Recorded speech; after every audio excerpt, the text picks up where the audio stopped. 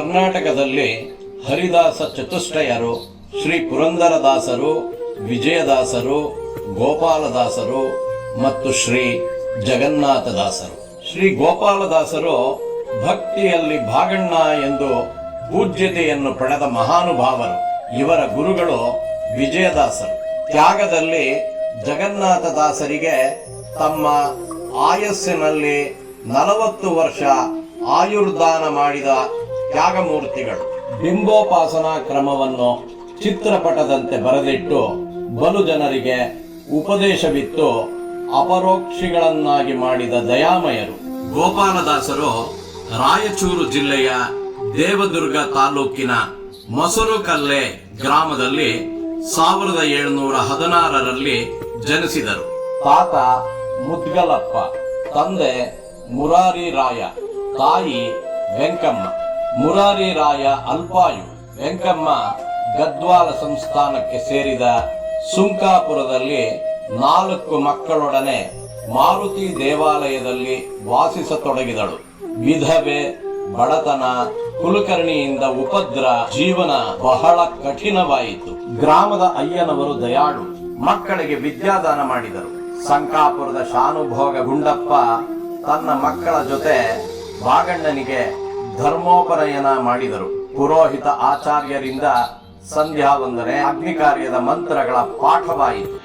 ಗಜಮುಖ ನಮಿಸುವೆ ಸುಜನ ಪಾಲಕ ಶ್ರೀಮದ್ವಿಜಯದಾಸರಿಗೆ ನಿಜ ಶಿಷ್ಯರೆನಿಸಿದ ಧನ್ವಂತ್ರಿ ಜಪದಿ ಜಗನ್ನಾಥದಾಸರ ಬಲ್ಲವ ಬಿಡಿಸಿದ ಘನ್ನ ಮಹಿಮ ಗುರು ಗೋಪಾಲದಾಸರಾಯ ಮಾಂಪಾಲಯ. ಗೋಪಾಲದಾಸರಾಯ ಮಾಂಪಾಲಯ. ಏಕಸಂಧಿಗ್ರಾಹಿ ಭಾಗಣ್ಣನಿಗೆ 10 ವರ್ಷದಲ್ಲಿ ಆಗುವ ಪಾಠ ಕೇವಲ 2 ವರ್ಷದಲ್ಲಿ ಆಯಿತು. ವೇದ ಮಾತೆ ಬಾಲಕನಿಗೆ ಒಲಿದು ಭಾಗಣ್ಣನ ನಾಲಿಗೆಯ ಮೇಲೆ ಬೀಜಾಕ್ಷರಗಳನ್ನು ಬರೆದು ಅನುಗ್ರಹಿಸಿದಳು. ಭಾಗಣ್ಣ ವರಕವಿಯಾದನು. ಗದ್ವಾಲಿನ ವಿದ್ವತ್ ಸಭೆಗೆ ಬಂದು ಸನ್ಮಾನಿತನಾದ ಶ್ರೀ ಲಿಂಗದೇಶದ ಕವೀಶ್ವರನನ್ನು ಪರಾಭವಗೊಳಿಸಿದನು. ವಿಚಾರ ತಿಳಿದ ಗದ್ವಾಲದ ರಾಜ ರಾಮಭೂಪಾಲ ಭಾಗಣ್ಣನನ್ನು ದೇವಾಲಯದಲ್ಲಿ ಭೇಟಿಯಾಗಿ ಕಾಣಿಕೆ ಎಂದು ಭೂಮಿ, ಗುರು ಮರ್ಯಾದೆ ನೀಡಿದನು. ಭಾಗಣ್ಣ ತಾಯಿಯ ಜೊತೆಗೂಡಿ ಉತ್ತನೂರಿಗೆ ಆಗಮಿಸಿದನು. ಜನರಿಗೆ ಅದೃಷ್ಟ ಹೇಳುವುದು ಅವನ ಕಾಯಕ. ವೆಂಕಟೇಶ ದೇವರ ಗುಡಿಯಲ್ಲಿ ಸಂಗೀತ, ನೃತ್ಯಗಳಿಂದ ಸೇವೆ ಮಾಡುವುದು ಅಚ್ಚುಮೆಚ್ಚಿನ ವಿಚಾರ.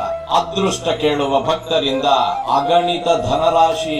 ಭಾಗಣ್ಣನ ಮನೆಯು ಅನ್ನ ಛತ್ರವಾಯಿತು. ದಾನ ಧರ್ಮ ಹೆಚ್ಚಿತು. ಭಾಗಣ್ಣ ಆದವಾನಿಯ ದಿವಾನ ಪಂಗನಾಮದ ತಿಮ್ಮಣ್ಣನವರ ಬಳಿ ಇದ್ದ. ಕಾಶಿ ಯಾತ್ರೆ ಮಾಡುವ ಆಸೆಯಿಂದ ಕಾಶಿಗೆ ಹೋದಾಗ ಶ್ರೀ ವಿಜಯದಾಸರ ದರ್ಶನವಾಯಿತು. ಗೋಪಾಲದಾಸ ಅಂಕಿತ ದೊರೆಯಿತು. ದಾಸರು ಪೂಜೆ ಮಾಡುವ ಸಮಯದಲ್ಲಿ ಮುಂದೆ ಒಂದು ಬೆಳ್ಳಿಯ ಮಣೆ ಇರಿಸುತ್ತಿದ್ದರು. ಅದರ ಮೇಲೆ ಒಂದು ಮಂಗ ಕುಳಿತಿರುವಂತೆ ವೆಂಕಟ ನರಸಿಂಹಾಚಾರ್ಯರಿಗೆ ಭಾಸವಾಯಿತು. ಮಗ ವೆಂಕಟರಾಮಾಚಾರ್ಯರಿಗೆ ಆ ಮಂಗವು ಕಾಣಿಸಲಿಲ್ಲ. ಆಗ ವೆಂಕಟ ನರಸಿಂಹಾಚಾರ್ಯರಿಗೆ ಗೋಪಾಲದಾಸರು ಅಪರೋಕ್ಷ ಜ್ಞಾನಿಗಳು ಎಂದು ತಿಳಿಯಿತು. ಮಮತೆ ಕೊಟ್ಟು ಗಳಿಸುವಿರಂಗ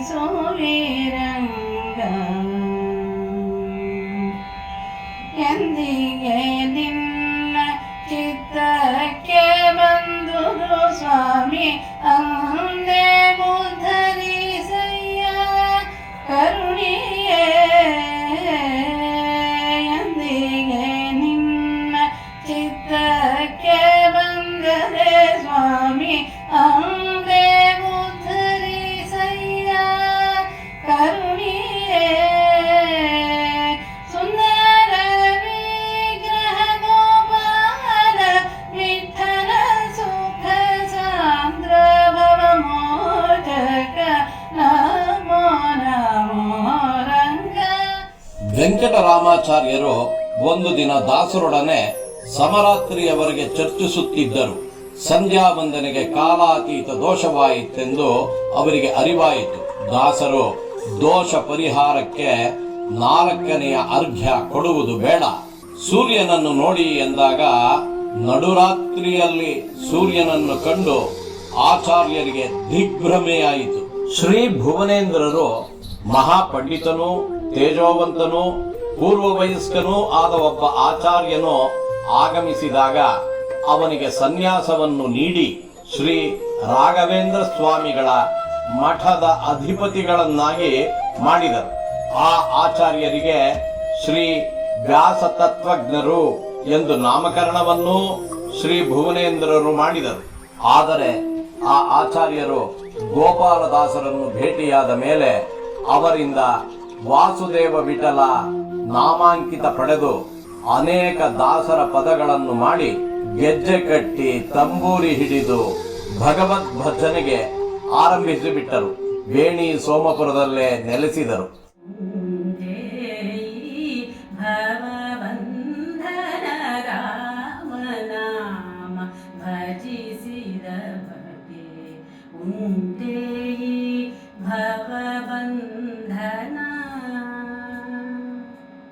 ಕಾಮಹರನ ಸತಿಯು ಸದಾ ನೇಮದಿಂದ ಭಜಿಸಿದ ಕಾಮಹರನ ಸತಿಯು ಸದಾ ನೇಮದಿಂದ ಭಜಿಸಿದ ಶ್ರೀರಾಮ ನಾಮ ಭಜಿಸಿದ ಬಗೆ ಉಂಟೇ ಭವಬಂಧನ ರಾಮ ನಾಮ ಭಜಿಸಿದ ಬಗೆ ಉಂಟೇ ಭವಬಂಧನ.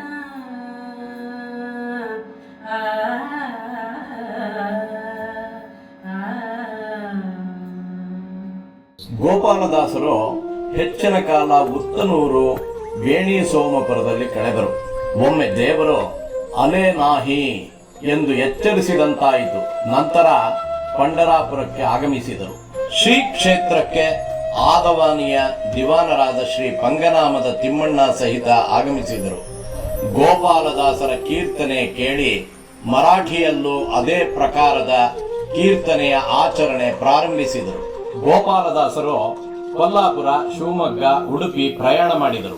ದಾರಿಯಲ್ಲಿ ಭೀಮನೆಂಬ ಕಳ್ಳ 100 ಜನರ ಗುಂಪು ಕಟ್ಟಿ 3 ಬಾರಿ ದಾಸರ ಕೂಟ, ಭಕ್ತರು, ಪ್ರಯಾಣಿಕರನ್ನು ದೋಚಲು ಯತ್ನಿಸಿದ. ಗೋಪಾಲದಾಸರ ಮಹಿಮೆಯಿಂದ ಭೀಮ ಮತ್ತು ಸಂಗಡಿಗರಿಗೆ ಇಂದ್ರಿಯಗಳ ಸ್ವಾಧೀನ ಕಳೆದುಕೊಳ್ಳುವಂತಾಯಿತು. ನಂತರ ಭೀಮ ದಾಸರಿಗೆ ಮೊರೆಯಿಟ್ಟು ಒಳ್ಳೆಯ ದಾರಿಯಲ್ಲಿ ಜೀವನ ಸಾಗಿಸುವ ಪಣ ತೊಟ್ಟು ಅಭಯವನ್ನು ಪಡೆದ.